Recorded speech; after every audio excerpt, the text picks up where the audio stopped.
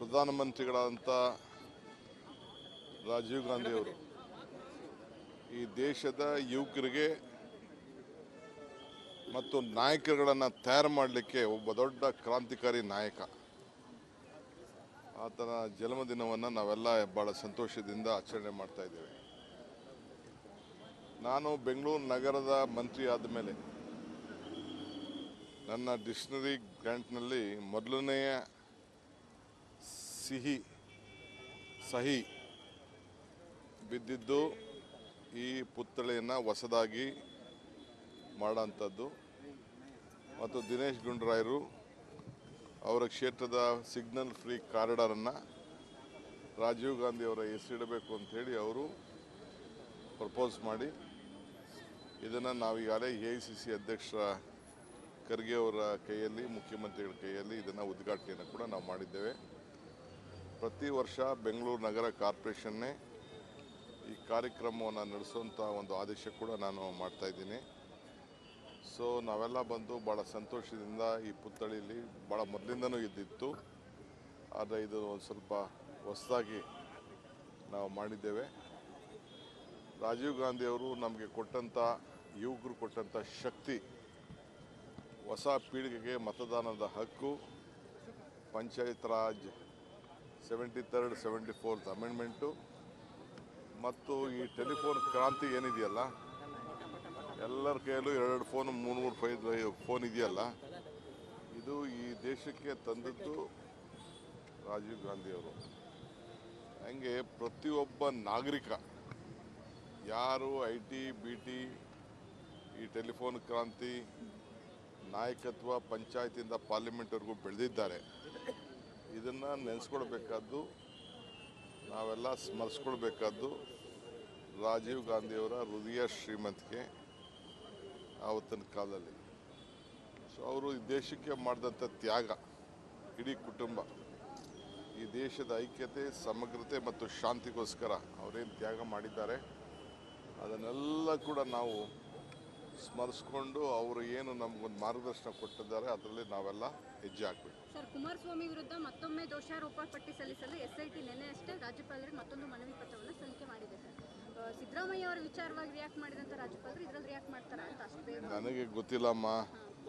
ನಾನು ರಾಜ್ಯಪಾಲರಿಗೂ ಸ್ಪೋಕ್ಸ್ಮನ್ ಅಲ್ಲ, ಲೋಕಾಯುಕ್ತಕ್ಕೂ ಸ್ಪೋಕ್ಸ್ಮನ್ ಅಲ್ಲ, ನಾನೆಲ್ಲರೂ ಕಾಂಗ್ರೆಸ್ ಪಾರ್ಟಿ ಸ್ಪೋಕ್ಸ್ಮನ್ನು. ಏನಾರಿದ್ದರೆ ವಿಚಾರ ತಿಳ್ಕೊಂಡು ನಾನು ಮಾತಾಡ್ತೀನಿ.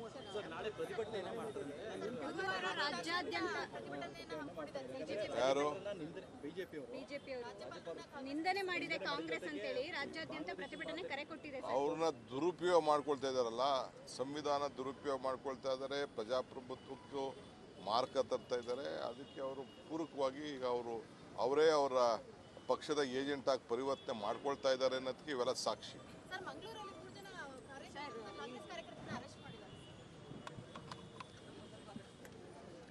ಪ್ರಧಾನಮಂತ್ರಿಗಳಾದಂಥ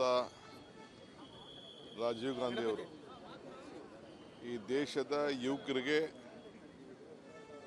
ಮತ್ತು ನಾಯಕರುಗಳನ್ನು ತಯಾರು ಮಾಡಲಿಕ್ಕೆ ಒಬ್ಬ ದೊಡ್ಡ ಕ್ರಾಂತಿಕಾರಿ ನಾಯಕ. ಆತನ ಜನ್ಮದಿನವನ್ನು ನಾವೆಲ್ಲ ಭಾಳ ಸಂತೋಷದಿಂದ ಆಚರಣೆ ಮಾಡ್ತಾ ಇದ್ದೇವೆ. ನಾನು ಬೆಂಗಳೂರು ನಗರದ ಮಂತ್ರಿ ಆದ ಮೇಲೆ ನನ್ನ ಡಿಕ್ಷನರಿ ಗ್ರ್ಯಾಂಟ್ನಲ್ಲಿ ಮೊದಲನೆಯ ಸಹಿ ಬಿದ್ದಿದ್ದು ಈ ಪುತ್ಥಳಿಯನ್ನು ಹೊಸದಾಗಿ ಮಾಡೋಂಥದ್ದು ಮತ್ತು ದಿನೇಶ್ ಗುಂಡೂರಾಯರು ಅವರ ಕ್ಷೇತ್ರದ ಸಿಗ್ನಲ್ ಫ್ರೀ ಕಾರಿಡಾರನ್ನು ರಾಜೀವ್ ಗಾಂಧಿ ಅವರ ಹೆಸರಿಡಬೇಕು ಅಂಥೇಳಿ ಅವರು ಪ್ರಪೋಸ್ ಮಾಡಿ ಇದನ್ನು ನಾವೀಗಾಗಲೇ AICC ಅಧ್ಯಕ್ಷರ ಖರ್ಗೆ ಅವರ ಕೈಯಲ್ಲಿ, ಮುಖ್ಯಮಂತ್ರಿಗಳ ಕೈಯಲ್ಲಿ ಇದನ್ನು ಉದ್ಘಾಟನೆಯನ್ನು ಕೂಡ ನಾವು ಮಾಡಿದ್ದೇವೆ. ಪ್ರತಿ ವರ್ಷ ಬೆಂಗಳೂರು ನಗರ ಕಾರ್ಪೊರೇಷನ್ನೇ ಈ ಕಾರ್ಯಕ್ರಮವನ್ನು ನಡೆಸುವಂಥ ಒಂದು ಆದೇಶ ಕೂಡ ನಾನು ಮಾಡ್ತಾಯಿದ್ದೀನಿ. ಸೊ ನಾವೆಲ್ಲ ಬಂದು ಭಾಳ ಸಂತೋಷದಿಂದ ಈ ಪುತ್ಥಳಿಯಲ್ಲಿ ಭಾಳ ಮೊದಲಿಂದನೂ ಇದ್ದಿತ್ತು, ಆದರೆ ಇದು ಒಂದು ಸ್ವಲ್ಪ ಹೊಸದಾಗಿ ನಾವು ಮಾಡಿದ್ದೇವೆ. ರಾಜೀವ್ ಗಾಂಧಿಯವರು ನಮಗೆ ಕೊಟ್ಟಂಥ, ಯುವಕರು ಕೊಟ್ಟಂಥ ಶಕ್ತಿ, ಹೊಸ ಪೀಳಿಗೆಗೆ ಮತದಾನದ ಹಕ್ಕು, panchayat Raj 73rd 74th amendment ಮತ್ತು ಈ ಟೆಲಿಫೋನ್ ಕ್ರಾಂತಿ ಏನಿದೆಯಲ್ಲ, ಎಲ್ಲರ ಕೈಯಲ್ಲೂ 2 ಫೋನ್ 3 ಫೋನ್ ಇದೆಯಲ್ಲ, ಇದು ಈ ದೇಶಕ್ಕೆ ತಂದದ್ದು ರಾಜೀವ್ ಗಾಂಧಿಯವರು. ಹಂಗೆ ಪ್ರತಿಯೊಬ್ಬ ನಾಗರಿಕ ಯಾರು IT BT ಈ ಟೆಲಿಫೋನ್ ಕ್ರಾಂತಿ ನಾಯಕತ್ವ ಪಂಚಾಯತಿಂದ ಪಾರ್ಲಿಮೆಂಟ್ವರೆಗೂ ಬೆಳೆದಿದ್ದಾರೆ.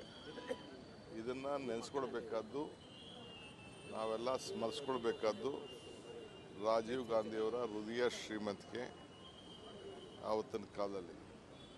ಸೊ ಅವರು ಈ ದೇಶಕ್ಕೆ ಮಾಡಿದಂಥ ತ್ಯಾಗ, ಇಡೀ ಕುಟುಂಬ ಈ ದೇಶದ ಐಕ್ಯತೆ, ಸಮಗ್ರತೆ ಮತ್ತು ಶಾಂತಿಗೋಸ್ಕರ ಅವರೇನು ತ್ಯಾಗ ಮಾಡಿದ್ದಾರೆ ಅದನ್ನೆಲ್ಲ ಕೂಡ ನಾವು ಸ್ಮರಿಸ್ಕೊಂಡು ಅವರು ಏನು ನಮಗೊಂದು ಮಾರ್ಗದರ್ಶನ ಕೊಟ್ಟಿದ್ದಾರೆ ಅದರಲ್ಲಿ ನಾವೆಲ್ಲ ಹೆಜ್ಜೆ ಹಾಕಬೇಕು. ಸರ್, ಕುಮಾರಸ್ವಾಮಿ ವಿರುದ್ಧ ಮತ್ತೊಮ್ಮೆ ದೋಷಾರೋಪ ಪಟ್ಟಿ ಸಲ್ಲಿಸಲು SIT ನಿನ್ನೆ ಅಷ್ಟೇ ರಾಜ್ಯಪಾಲರಿಗೆ ಮತ್ತೊಂದು ಮನವಿ ಪತ್ರವನ್ನು ಸಲ್ಲಿಕೆ ಮಾಡಿದೆ ಸರ್.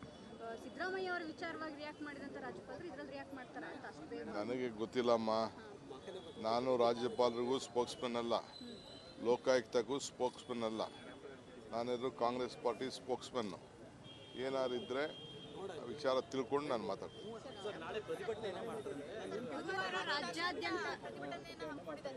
ಯಾರು ಬಿಜೆಪಿ ನಿಂದನೆ ಮಾಡಿದೆ ಕಾಂಗ್ರೆಸ್ ಅಂತೇಳಿ ರಾಜ್ಯಾದ್ಯಂತ ಪ್ರತಿಭಟನೆ ಕರೆ ಕೊಟ್ಟಿದೆ. ಅವ್ರನ್ನ ದುರುಪಯೋಗ ಮಾಡ್ಕೊಳ್ತಾ ಇದ್ದಾರಲ್ಲ, ಸಂವಿಧಾನ ದುರುಪಯೋಗ ಮಾಡ್ಕೊಳ್ತಾ ಇದ್ದಾರೆ, ಪ್ರಜಾಪ್ರಭುತ್ವಕ್ಕೂ ಮಾರ್ಕ ತರ್ತಾ ಇದ್ದಾರೆ. ಅದಕ್ಕೆ ಅವರು ಪೂರಕವಾಗಿ ಈಗ ಅವರೇ ಅವರ ಪಕ್ಷದ ಏಜೆಂಟ್ ಆಗಿ ಪರಿವರ್ತನೆ ಮಾಡ್ಕೊಳ್ತಾ ಇದ್ದಾರೆ ಅನ್ನೋದಕ್ಕೆ ಇವೆಲ್ಲ ಸಾಕ್ಷಿ.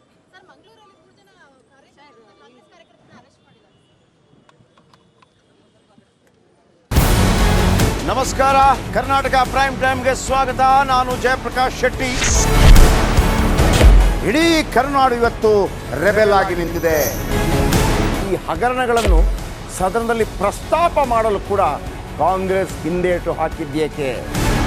ನಿಮ್ಗೆ ಸಂಬಳ ಅದಕ್ಕೆ, ನಿಮಗೆ ವಾಹನ ಅದಕ್ಕೆ, ನಿಮಗೆ ವೆಪನ್ ಅದಕ್ಕೆ, ನೀವು ಅದನ್ನು ಸೆರೆ ಹಿಡಬೇಕಾಗಿದೆ. ನೀವು ವಿದ್ಯುತ್ ಬರ ಇದೆ ಅಂತ ಹೇಳ್ತಾ ಇದ್ದೀರಿ, ಎಲ್ಲಿ ಬರ ಇದೆ ನೀವು ಹೇಳಬೇಕು. ಪಾಕಿಸ್ತಾನ್ ಆಕ್ಯುಪೈಡ್ ಕಾಶ್ಮೀರ್ ಅದು ಎಂದೆಂದಿಗೂ ನಮ್ಮದು. 40 ಮೆಷಿನ್ಗಳು ತಂದಿತ್ತು ನೋಟ್ ಎಣಿಸುವುದಕ್ಕೆ, ಅದೇ ಹಾಳಾಯಿತು. ಮಥುರಾದ ಗಲಾಟೆ ಇದೆಯಲ್ಲ, ಅದು ಸ್ಥಳೀಯವಾಗಿ ಕೂತು ಪರಿಹರಿಸಬಹುದಾದಂಥ ಕಾನೂನಿದೆ. ಗ್ಯಾರಂಟಿ ಯೋಜನೆಯಿಂದ ನಷ್ಟ ಆಗಿದೆ, ಲಾಭ ಆಗಿದೆ, ದಯವಿಟ್ಟು ಹೇಳಿ.